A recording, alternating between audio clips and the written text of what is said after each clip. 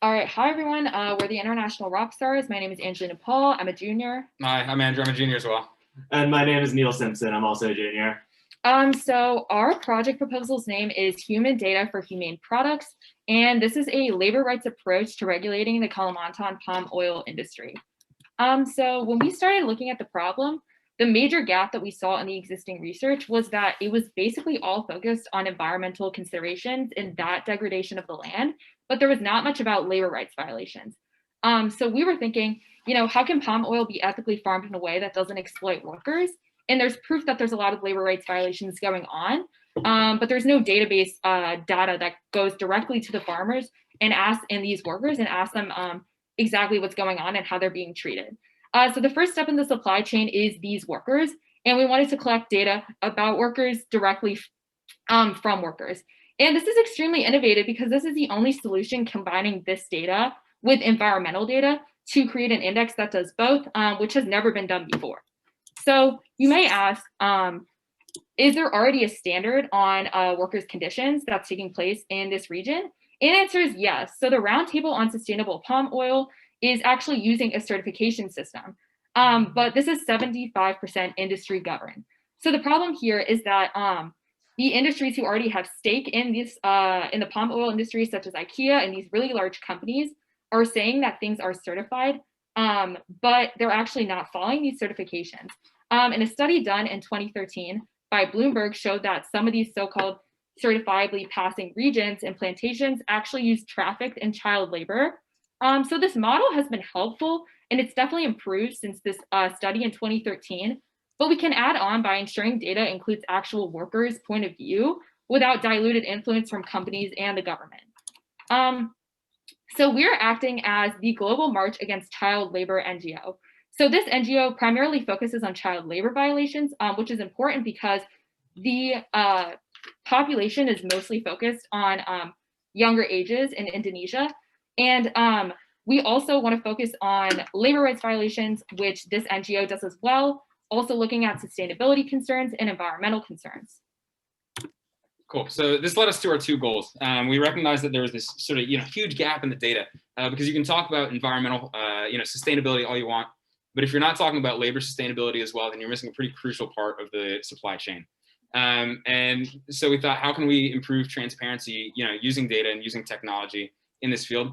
Our answer and our primary goal was to survey and collect data from workers on labor rights violations, and then taking that data to quantify an accountability index for transparency in the palm oil supply chain. And that would include both environmental factors and labor factors. And then we could take that index, because we're putting all this information to a very bite-sized, shareable place where we hope that consumers, the labor, and the government can all sort of understand what's going into this. And then we're going to share that index with the Indonesian government to A, encourage enforcement of labor standards, and then B, on the consumer side, make sure that goods that are using palm oil can meet, that meet the standards in their regions, have something saying that. And we plan on doing that through the Rainforest Alliance's frog stamp, which we'll get into a little bit later. So going off of what Andrew just said, we want to create this new novel index that hasn't been done before in a way to aggregate both social variables and environmental variables as our measure of overall sustainability of palm oil production in the region. As far as social variables that will be collected via survey, we want to assess the factors that are going to affect the overall well-being of workers in regards to health, family life, and economic development.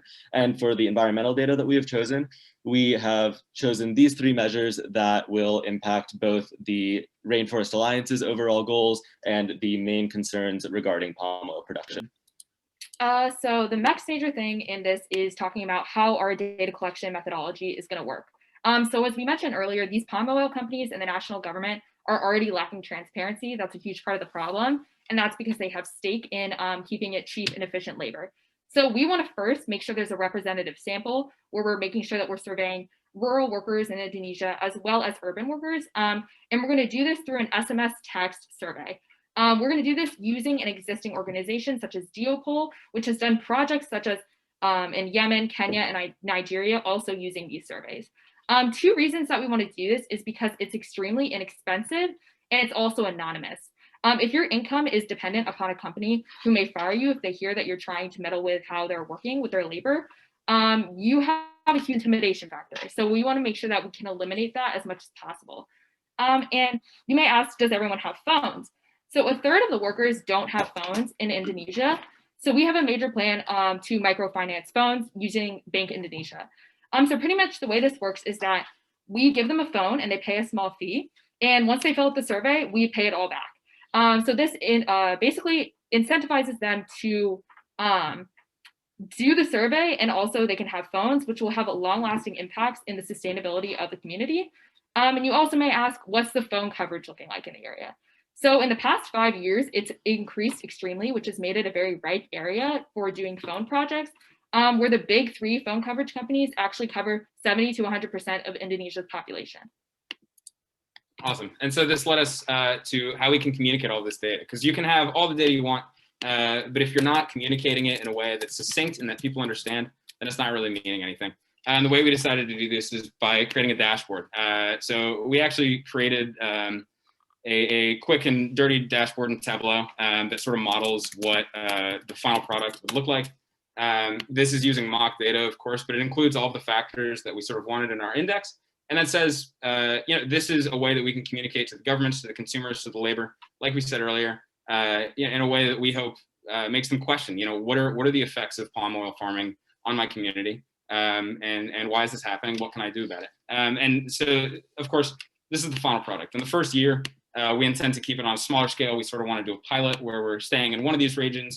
But this is sort of the sustainability of the project, is that we can expand it to the entire island and sort of get a more macro level view of what's happening with this production.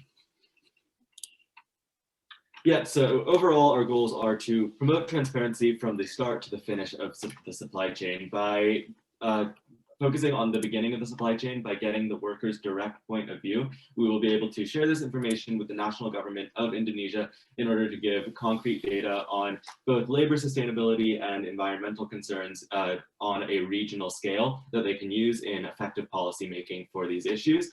As well as on the consumer side, we want to focus on the Rainforest Alliance, which has the certifiable frog stamp, which you will see in the corner in just a second, which you can see on products to know that they were produced sustainably, and we can focus this on the data very specific to the Kalimantan region. Overall, we want to emphasize that our data transparency plan leads to both consumer awareness and awareness of laborers' rights from the beginning. So yeah, this top to bottom approach of the supply chain will lead to this budget. So our Tableau subscription is how we've coded our dashboard. That's about 2K. We're going to purchase local cell phone numbers, so it's not an international number texting you with a survey, about 1K. We're going to microfinance phone loans in the first year when we have the kind of provincial, regional first year aspect. We're going to have 3,000 new phone users. That's going to be 147,000. The GIS imagery acquisition, we're going to use the Atlas of Deforestation and Industrial Plantation to get our environmental data that we're going to aggregate into the index. That's going to be about 50K. And then our team salaries are going to be about 8 people, some working with Bank Indonesia, a few working with the Rainforest Alliance, and a few trying to work with Geocoal for the survey. So that's going to be about 600,000. And that total is going to be about 800,000 for our budget. And then to focus on the long-term impacts of supply chain transparency that we will have throughout this project, we want to focus on labor sustainability and the idea that we can create this workforce that is happy, healthy, and has agency within their own communities by focusing on these health outcomes and socioeconomic determinants of health. We also want to recognize that while these are coming from our westernized point of view, we hope that these metrics will promote agency within communities rather than enforce our own ideas of what their community should look like. In addition, our cell phone distribution project will create lasting technology access in the region, promoting more development of cell phone infrastructure and allowing more people to access mobile banking and access financial independence, specifically for women and children who may not have phones of their own right now. Awesome. Yeah, and then just with the last few seconds. Yeah, I'm not sure how much time we have. I cannot get through. So we have our bibliography, of course, and then we wanted to kind of give a little quick overview of the dashboard. Yes, this is hosted on Tableau Public. I understand it is relatively quick and dirty, but we were working within pretty quick time constraints. And so what this is, there's a brief explanation on the right side that's saying why we created the index, what the index is measured in, and some examples of the measures. And then we have the 5 regions of Kalimantan here. So we've got, West, Central, South, East, and North here. Each of them have our accountability index on top, but if you hover over it or click on it, you can also see the measures for each of the, factors that went into it. So we wanted to, let people see, if my county's in the red, then, why is this happening? What are these palm companies doing that's hurting me both environmentally and in labor? And if you're in the green, then I guess you're fine. But we want to encourage questioning so that the government can be pressured if they don't decide to do anything from both the consumer and labor side, hopefully through this dashboard. So thank you. We appreciate you guys. Yeah. Thank you. Thank you so much. Thank you, team. We are going to move on to questioning from the judges. Judges, you have 5 minutes to question. Thanks, everybody. Excellent presentation. I'll start with the questions. Your dashboard shows the index as a geospatial issue, that it's averaged up to those 5 sub areas. But isn't it more of a corporate issue? And how does the dashboard support or this index lead to improvements through the company that's hiring the people to harvest the palm oil?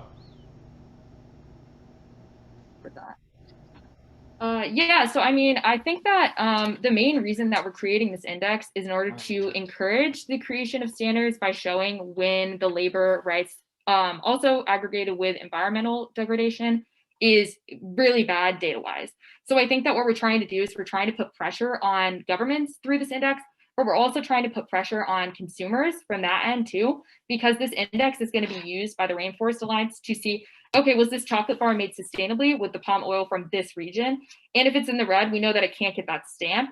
So we're trying to use an already existing universal framework to put pressure not only from the government side, but also from the consumer side, because I think one or the other wouldn't have been effective, but the both together could make a big impact. Yeah, I mean, that was sort of our issue is, we can try and make companies and the governments do what they want, but the reality is that Indonesia is a relatively incomplete democracy, and though they do have, voting, things like that, it's difficult to make the government move in any substantial way on our own, especially as an NGO. And so we thought if we go with more of a regional, basis for the dashboard, then maybe we can get some sort of grassroots movement, something moving there to make people, put that government, sort of on their heels and make them make those changes so that they're truly getting the best experience they can in this industry. Yeah, and then the way that we visualized it, we also wanted to emphasize that the environment was a very strong determinant of health. So in parameters that we're using, such as carbon dioxide and water availability, we want to address how those corporations are taking away from health in the region. Excellent, thank you. Other questions from the judges?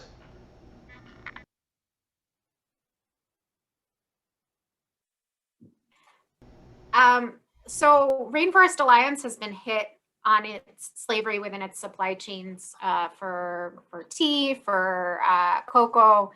But Rainforest Alliance fundamentally isn't a human rights organization, and as much as we can say that. So I'm still struggling with sort of Rob's question, which is like, there's like this is the link between two things, and I can't tell where, like, who's going to really use this, how is it going to get actually to affect change, because Rainforest Alliance certified palm oil is like teeny part of the market, because it's really I think RSPO is the principal thing. I've been on a Rainforest Alliance certified palm plantation, but they are few and far between. Yeah, that's definitely something that we struggled with in deciding whether or not to go with an existing metric for sustainability and creating our own. The reason that we decided to go with the Rainforest Alliance was because we wanted to focus on that supply chain aspect from the consumer's point of view, and we wanted to use something that was already recognizable and marketable. And while we do recognize that the Rainforest Alliance is far from perfect and does have their own metrics that can be kind of picked apart and should be held accountable to, we wanted to kind of use our data collection method in our role as a separate NGO as a way to understand, I guess, how we can communicate that to a stakeholder that has direct access and already some sort of reputation with consumers. Right. I'll say your pitch. Your pitch is also they've been hit in the past, so here's how they can address the issue. You know, Yeah. that would be my pitch to them. But I'm sorry. Yeah, I mean it's an expansion thing. You know, we recognize they're not the best, but we talked with our mentors a bit, and we realized that we can't do everything. If we're aggregating this data, we can't also make the metrics saying like this is also what people should be using for marketing and this and that, because it snowballs.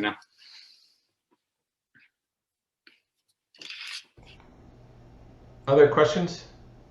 Well, I think we're probably out of time, but I think I'm still a little confused about what gets certified, because the aggregations at such a large scale. Is it just that the publicly available aggregation is that larger scale, but is there some kind of more smaller scale or plantation level certification, or would this be is step one awareness raising, so that step two can be that you get plantations to pay for the rainforest certification by showing that they're meeting the standards? I guess I'm just because what gets certified? Okay, yeah. Given this level of data information aggregation. Yeah, so I think that when we started coding the database model, we had to do on a regional level just because of time constraints. But in our actual model, when it's extended into real life, it will be at a plantation level. Because at the end of the day, you want to make sure that where the palm oil is sourced, whatever product's being used in, say, it goes to craft, and then it's in a certain snack. And then you can say, okay, on this packaging, is there that certification? So our team is trying to work with the Rainforest Alliance to go through the supply chain. So where it comes into stores, it says, is this product safe? And we're kind of using that based off of the boom of like healthy, safe products, especially with skincare. Consumers love to see that things are ethically produced. And we're trying to take advantage of a framework that already exists in order to show, okay, this chocolate bar is good or bad. Yeah, apologies if the dashboard made that a little more confusing. It's meant so that you can zoom in and then, if I had more time, take a county or two and then compare metrics within that, and then also compare their indices. We are past time for questions, but thank you all so much for your presentation. Thank you very much. Appreciate it. Thank you. Thank you. So judges, after your